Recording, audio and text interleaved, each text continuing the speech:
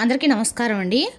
ఈరోజు మనము వృషభ రాశి వారి యొక్క జాతక ఫలితాలను తెలుసుకోబోతున్నాము. వృషభ రాశి వారికి ఆగస్టు 7 అనగా శుక్రవారం నాడు వీరి యొక్క జాతక ఫలితాలను తెలుసుకోబోతున్నాం. అయితే వృషభ రాశి వారు ఎవరైతే ఇప్పుడే కొత్తగా మన ఛానల్ చూస్తున్నారో దయచేసి ఛానల్ సబ్స్క్రైబ్ చేసుకొని వీడియోకి లైక్ చేసి సపోర్ట్ చేయడం మాత్రం మర్చిపోకండి. మరి వీడియోని ఎక్కడ కూడా స్కిప్ చేయకుండా చివరి చూసినట్లయితేనే మీకైతే పూర్తిగా అర్థమవుతుంది. రేపటి రోజున మీ యొక్క రాశి ఫలితాల ప్రకారం మీకు ఏ విధంగా ఉండబోతుందో తప్పకుండా తెలుసుకుందాము. మరి అంతకన్నా ముందుగా ప్రతి ఒక్కరికి కూడా ఏదో సమస్య ఉంటుందండి. సమస్యలు అంటే ఉండరు కదా. మరి ఆ సమస్యల పరిష్కారం కోసం ఎక్కడెక్కడికో వెళ్ళి జ్యోతిష్యం చెప్పించుకొని నిరాశ చెంది ఉంటే ఒకసారి మన గురుగారిని కాంటాక్ట్ అవ్వండి. శ్రీ వెంకటేశ్వర స్వామి జ్యోతిష్యాలయం అండి. మన గురుగారు కేరళ తాంత్రికతో స్త్రీ పురుష వశీకరణ చేస్తారు. ప్రత్యేకమైన పూజలు చేసి భార్యాభర్తల సమస్యలు, మానసిక సమస్యలు, ప్రేమ పెళ్లి సమస్యలు, విద్య, ఉద్యోగం, వ్యాపారం ఎటువంటి సమస్యలకైనా 100% పరిష్కారం చూపిస్తారండి. మీరు కోరుకున్న స్త్రీకా అనుకుంటున్నారా? మీరు కోరుకున్న పురుషుడుగా అనుకుంటున్నారా? అయితే ఒక్కసారి మన గురుగారిని సంప్రదించుకోండి. మన గురువు మీరు సంప్రదించిన ఫోన్ నెంబర్ 9099835894. చాలా నమ్మకమైన గురుగారు. సమస్య మీది పరిష్కారం మాత్రం ఖచ్చితంగా మన గురుగారి దగ్గర అయితే కలదండి. ఒక్కసారి నమ్మకంతో ప్రయత్నించండి. ఇక ఇప్పుడు వృషభ రాశి వారి యొక్క నక్షత్రాలు కృతిగా 2, 3, 4 పాదాలు, రోహిణి 1, 2, 3, 4 పాదాలు, మృగశిర 1, 2 పాదాల వారి యొక్క వృషభ రాశి పరిధిలోకి వస్తారు. వృషభ రాశికి అధిపతి శుక్రుడు. ఇక గ్రహబల ప్రకారము శుక్రుడు ఈ రాశికి అధిపతి కావడంతో ఆర్థిక, కుటుంబ, దాంపత్య విషయాల్లో అనుకూలత పెరుగుతుంది. ఇక గురుడు పెద్దల యొక్క సహాయము, విద్య, ఉద్యోగంలో పురోగతి లభిస్తుంది. ఇక బుధుడు వ్యాపార లావాదేవీలో తెలివిగా వ్యవహరిస్తే లాభం ఉంటుంది. ఇక చంద్రుడు కుటుంబ సభ్యులతో సంతోషకరమైన సమయం గడిపే అవకాశం ఉందండి. ఇక శని కష్టపడి చేసిన పనులకి తగిన ఫలితం లభిస్తుందండి. రేపు పరిహార పరంగా ఉదయం శ్రీ మహాలక్ష్మి దేవిని పూజించండి. ఓం శ్రీ మహాలక్ష్మి ఒక మంత్ర జపం 105 సార్లు చేయండి. తెల్లటి పూలతో పూడ్చండి. పేదలకు బియ్యం లేదా పాలు దానం చేయడము శుభప్రదము. ఇక రేపు రోజున శ్రీ మహాలక్ష్మి దేవిని పూజించడం వల్ల ధన సమృద్ధి, ఐశ్వర్యం కలుగుతాయి. వెంకటేశ్వర స్వామిని ఆరాధిస్తే ఉద్యోగ, వ్యాపార విజయాలు అనుకూలతగా ఉంటుంది. ఇక పరమశివుని పూజిస్తే కుటుంబ శాంతి, ఆరోగ్య లభిస్తుంది. అదేవిధంగా రేపు రోజున వృషభ రాశి యొక్క అదృష్ట సంఖ్యలు 6, 9. అదృష్ట రంగులు తెలుపు, లేత గులాబీ. ఈశాన్య దిక్కు ప్రయాణము, ఆగ్నేయ దిక్కు ప్రయాణము అనుకూలంగా ఉంటుంది. రేపటి రోజున ఆర్థిక నిర్ణయాలు తొందరపడవద్దు. కుటుంబ సభ్యులతో ఓర్పుగా మాట్లాడండి. ఆరోగ్య నిర్లక్ష్యం చేయకుండా తగినంత విశ్రాంతి తీసుకోవడము రేపటి రోజున చెప్పదగిన సూచన. ఇక రేపటి రోజున ప్రధాన అంశాల్లో భాగంగా గమనించినట్లయితే అండి, రేపటి రోజున మీ జీవితంలో సాయంత్రము 6 గంటల తర్వాత జరిగేటువంటి ఒక పెను మార్పు గురించి తప్పకుండా తెలుసుకుందాం. ఎందుకంటే రేపటి రోజున మీ జీవితంలో కోల్పోయినటువంటి ఒక బంధం అనేది తిరిగి మరలా మీ జీవితంలోకి అయితే తిరిగి రాబోతుందని చెప్పాలి. అనేది పూర్తిగా మీ సొంతం అయితే రేపటి ఒక బంధం అనేది నిజంగా మీ జీవితంలోకి ఇందుకు ఎవరు ఆ బంధం రేపటి చేసుకోవాలంటే దేవతారాధన, చిన్నపాటి పరిహారాలు, ఈ విషయాన్ని కూడా క్లియర్గా తెలుసుకునే ప్రయత్నం అయితే చేద్దాం. రేపటి రోజు సాయంత్రం 6 తర్వాత మీ జీవితంలో ఒక మంచి మార్పు అయితే రాబోతుందని చెప్పాలండి. ఏ బంధం మీరు గుండెలో ఉన్నటువంటి బరువు అనేది పూర్తిగా దిగిపోతుంది. బయటకు మీరు చాలా గంభీరంగా అంతే కనిపిస్తారు, కానీ ఎవరైనా మిమ్మల్ని నొప్పించే విధంగా మాట్లాడితే మీ యొక్క అహంకారము, ఇగో అన్నీ కూడా పక్కన పెట్టి చాలా బాధపడతారు. మీ లోపల మీ హృదయం చాలా అంటే చాలా మృదుమైందండి. మీరు నమ్మినటువంటి బంధాలు, అలాగే మీరు బాగా మనసినటువంటి మనుషులు, మీ యొక్క అన్ని రకాల దూరమటి మీ మనసు రక్తపు కన్నీరు కారుస్తూ బాధతో చాలా అంటే చాలా దుఃఖిస్తూ కూడా మీరు ఉంటారు. మరి రేపటిలోని భగవంతుని యొక్క అనుగ్రహంతోనో లేదంటే గ్రహాల యొక్క ప్రభావాలనో రేపటిలోని మీ యొక్క అండకన్నా కూడా రేపటిలోని మీ యొక్క వచ్చే మార్పుల్లో మీ యొక్క నిశ్శబ్ద వేదన భగవంతుడికి అంటే భగవంతుడి దాకా చేరిందో ఏమో తెలియదు, కానీ గత కొద్ది రోజులుగా, కొన్ని నెలలుగా ఒక వ్యక్తి, స్త్రీ కావచ్చు, పురుషులు కావచ్చండి, వారి యొక్క జ్ఞాపకాలతో మీరు చాలా సతమతం అయిపోతూ ఉన్నారు. అంతా నా తలరాత, ఆ వ్యక్తి నాకు దక్కే యోగం లేదు అని, వారితో అనవసరంగా అలా మాట్లాడాల్సి వచ్చింది కాదని, వారితో నాకున్నటువంటి గొడవ పూర్తిగా తొలగిపోయి మేమిద్దరం బాగుంటే బాగుండని చెప్పి గత కొన్ని రోజులుగా మీరు ఏ భగవంతుడు అయితే వేడుకుంటున్నారో ఆ భగవంతుడు మీ మాటలు విన్నాడా అన్నట్లుగా రేపటి మీకైతే ఒక సమాధానం దొరకబోతుంది. అలాగే కొంత ఆరంభంగా మీ జీవితంలో మంచి సమయం అనేది రేపటి రాబోతుందని చెప్పాలండి. మరి ఆ అద్భుతమైనటువంటి మార్పు ఏమిటి? రేపటి ఆ మంచి సమయం అనేది మీకు సాయంత్రం 6 గంటల తర్వాత మీ జీవితంలో ప్రారంభం అవడానికి కాబోతుంది. మరి ఆ బంధం ఏమిటి? ముగిసిపోయింది అనుకున్నటువంటి అసలు ఆ బంధం మరలా మీ జీవిత గ్రహాల అనుకూలత ఏ విధంగా ఉండబోతుందనేది తెలుసుకుందాం. ముఖ్యంగా విడిపోయినటువంటి భార్యాభర్తలు లేదా ప్రేమికుల విషయంలో అపార్థాల వలన, మూడో వ్యక్తి ప్రమేయం వలన విడిపోయి ఉన్నట్లయితే కనుక ఆ వ్యక్తి వలన మీకన్నా కూడా రేపటి రోజున మీకు సమాధానం దొరకబోతుందండి. వారు చేసిన వాటికి రేపటి రోజు మీకు అన్నగా కూడా మీ జీవితంలో మీ యొక్క పాత ప్రేమికులు, పాత మిత్రులతో లేదంటే ప్రేమికులు వారి యొక్క విషయాల్లో ముఖ్యంగా ప్రధానంగా ఊహించిన విధంగా తిరిగి మరలా మీ జీవితంలో వచ్చేటువంటి అవకాశాలు కనిపిస్తున్నాయి. అలాగే దూరమైనటువంటి ఒక బంధం కూడా తిరిగి మరలా మీ జీవితంలో రాబోతుందని చెప్పాలి.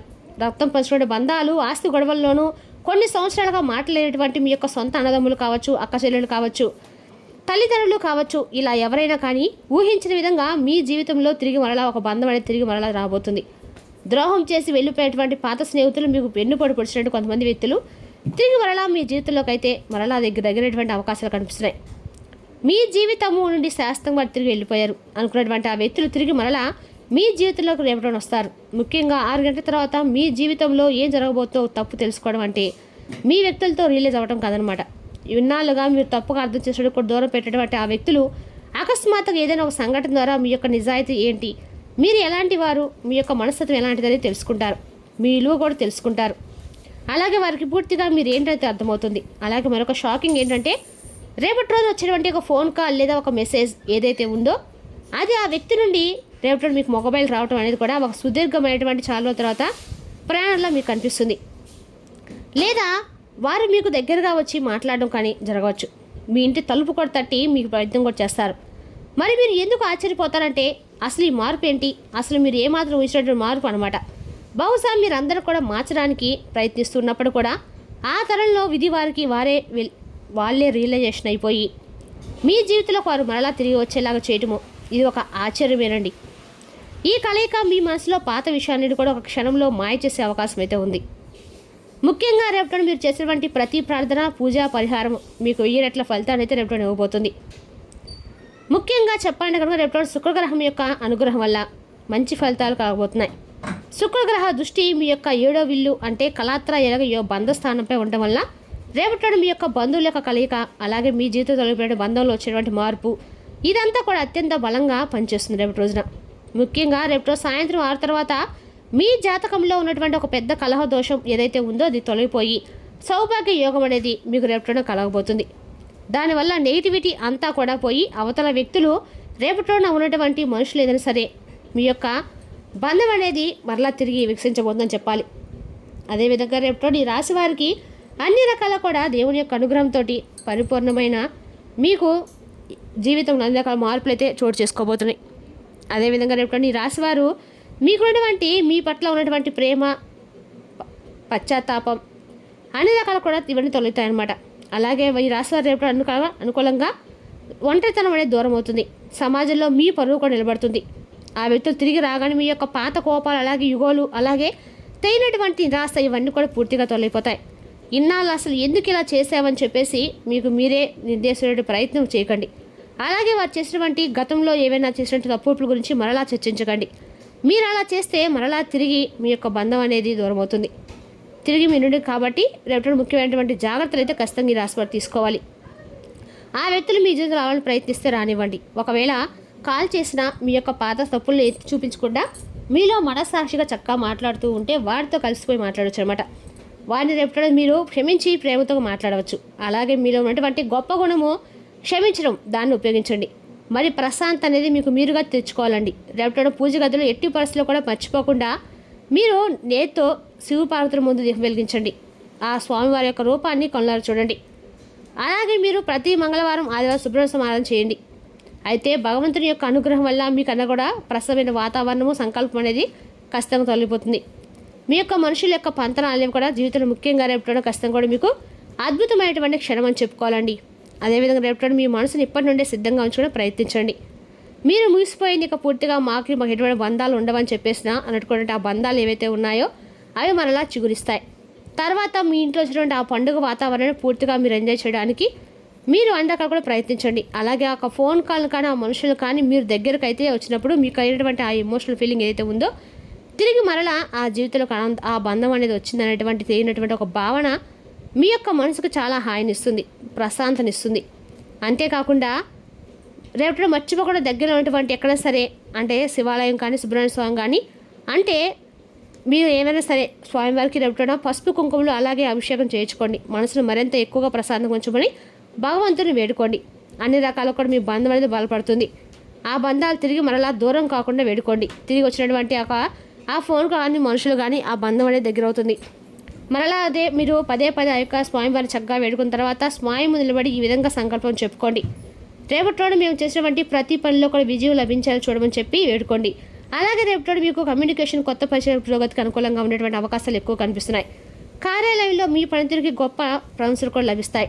మీరు చేసిన పనితీరు మీకు మరింత ఎక్కువ గుర్తింపు సాధించే దిశగా ఉంటుంది. అలాగే ఏకాగ్రత కొద్దిగా తగ్గే అవకాశం నాకు కనిపిస్తున్నాయి కాబట్టి నిర్ణయాలు తీసుకున్నప్పుడు జాగ్రత్తగా ఆలోచించి తీసుకోండి. అలాగే రేపు రోజున మీరు అనవసరమైనటువంటి ఖర్చులు నియంత్రించుకోండి. భావోద్వేగాల ప్రభావంతో ఖర్చులు పెరగకుండా చూసుకోండి. కుటుంబ సభ్యులతో మాట్లాడేటప్పుడు కొంచెం సున్నితంగా వ్యవహరించండి. చిన్న అపార్థాలు సులభంగా పరిష్కారం చేసుకోండి. ఇక రేపు రోజున వృషభ రాశి వారికి ధనలాభం, కుటుంబ సౌఖ్యం, ఉద్యోగ వ్యాపారాలు పురోగతి కలిగే అవకాశాలున్నాయి. శుక్రవారం కావడంతో శ్రీ మహాలక్ష్మీదేవి ఆరాధన ప్రత్యేకంగా శుభ ఫలితాలను ఇస్తుంది. మరి తెలుసుకోకండి వృషభ రాశి వారి యొక్క జాతక ఫలితాలు. తిరిగి రేపు మరో వీడితో మళ్ళీ కలుసుకుందాం. Thank you for watching.